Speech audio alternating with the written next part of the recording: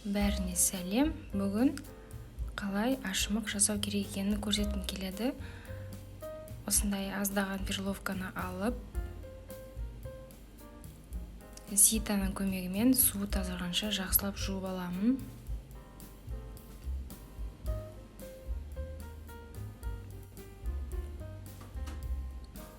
Жақсылап тазарылған перловканы ыдысқа салып, бетінен суға асырып құйып, осылай жай отта пісіремін.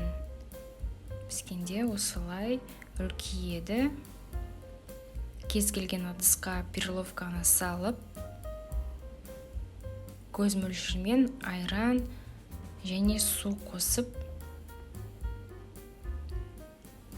тұз қосып, жақсылап араластырамын.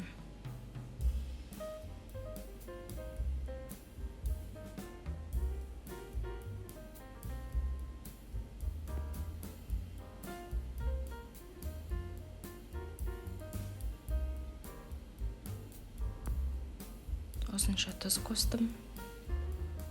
Дәміне қарай қосуға болады. Бетін жауып 2 сағатқа жылы жерге қоямын.